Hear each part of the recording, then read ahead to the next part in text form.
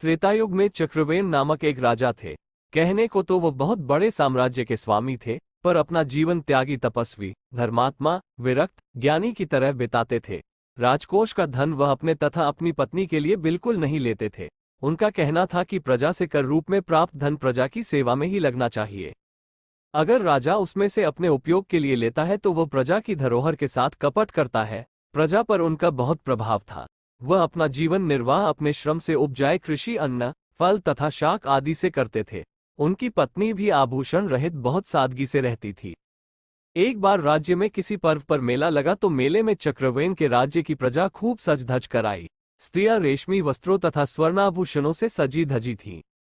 ऐसी ही कुछ स्त्रियां जब महारानी से मिलने आईं तो उन्होंने देखा कि उनकी महारानी सूती वस्त्रों में बिना किसी आभूषण के एक दासी से भी दीनहीन लग रही थी, मगर महारानी को कुछ भी ऐसा नहीं लग रहा था कि वो बिना आभूषण के हैं। ये देखकर उन स्त्रियों ने कहा, महारानी जी, आप इतने समृद्ध राज्य की महारानी है। आपके राज्य की प्रजा धन धान्यों से कितनी सुखी तथा संपन्न है, यह आप इसी से जान ले कि आप जैसी सामान्य वस्त्र तथा अलंकरण के बिना कोई भिखारिन भी इस मेले में नहीं दिख रही है। आपका इस तरह रहना हम प्रजा का अपमान है। आप सम्राट से कहकर एक महारानी जैसे वस्त्र अलंकरणों से सज्जित होकर रहें। पद प्रतिष्ठा के अनुसार रहन सहन होना चाहिए। वे स्त्रियां इस तरह की बातें करके महारानी के मन पर अपना प्रभाव डाल गईं। मेले की समाप्ति पर जब महाराज चक्रवेण आए तो महारानी ने निवेदन किया, आर्य, आज बहुत सी धनी स्त्रियां जो आपकी प्रजा है मुझसे मिलने आई तो मेरे सामान्य वस्त्रों तथा आभूषणहीन शरीर को देखकर वे लज्जित हुई और कहा कि ऐसे सम्राट की महारानी को महारानी जैसी प्रतिष्ठा से सज्जित रहना चाहिए। आप मेरे लिए महारानी जैसे वस्त्र आभूषण ला दीजिए।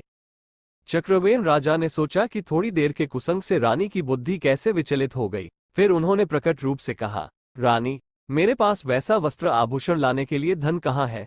मैं राजकोष से अपने या तुम्हारे लिए धन नहीं ले सकता। पर स्त्री हठ तो स्त्री हठ, वह भी रानी का हठ। बहुत समझाया, पर रानी ने जब बहुत आग्रह किया तो राजा ने कहा, ठीक है, एक ही उपाय है, मैं किसी और से तुम्हारी इच्छा पूर्ति के लिए धन का प्रबंध करता हूँ। दूसरे दिन राजा ने अपने मंत्री से कहा, मंत्रीव, आप लंका के राजा राक्षस राज रावण के पास जाइए। उसकी राजधानी लंकापुरी तो स्वर्ण मंडित है। उससे कहो राजा चक्रवेण को कर के रूप में 1.25 मन सोना दे दो। मंत्री ने कहा, महाराज, रावण आपके अधीन नहीं है, वह आपको कर क्यों देगा। राजा ने कहा, अधीन नहीं है, ये ठीक है, पर वो सपन है, इसलिए मेरी आवश्यकता को जानकर वो स्वर्ण देगा। अगर मना करेगा तो फिर मैं उसे अपने पराक्रम से अपने अधीन कर लूंगा। मंत्री अपने राजा की प्रभाव शक्ति को जानता था। उसके एक आदेश पर ही सब पराभूत हो सकते हैं।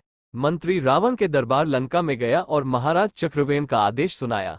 मंत्री की बात सुनकर रावण क्रोध में भरकर सिंहासन से उठ खड़ा हुआ और बोला, लंकेश से कर लेने का चक्रवेण को इतना साहस कैसे हुआ। उसे पता नहीं कि यक्ष, गंधर्व, नाग, किन्नर, दैत्य, दानव को जीतकर मैं लंकाधिपति हुआ हूं। तुम दूत हो, अवध्य हो, अन्यथा इतना सुनते ही मैं तुम्हारा वध कर देता, इसलिए चुपचाप चले जाओ। मंत्री पर रावण के क्रोध का कोई प्रभाव नहीं पड़ा।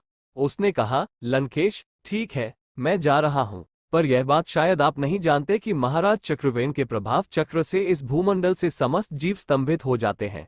ऐसा कहकर मंत्री चला गया।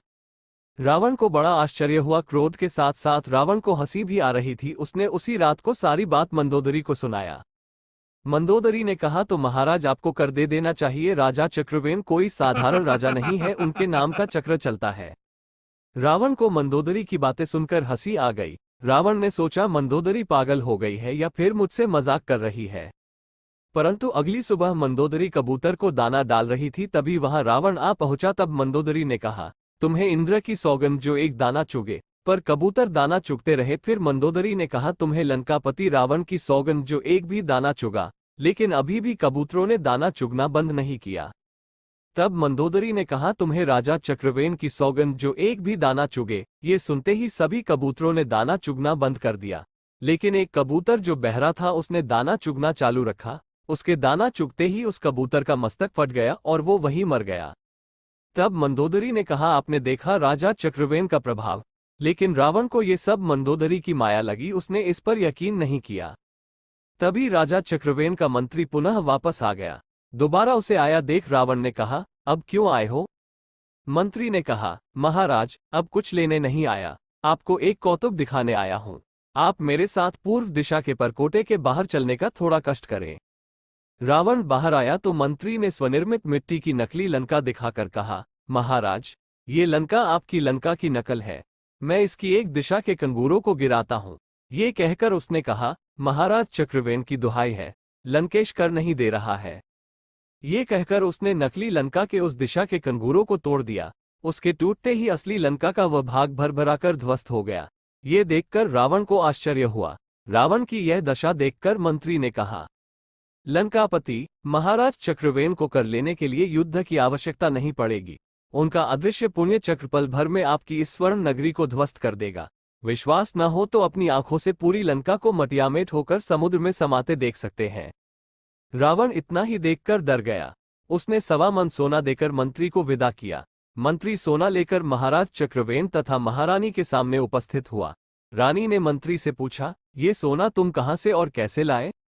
मंत्री ने सारी घटना सुना दी।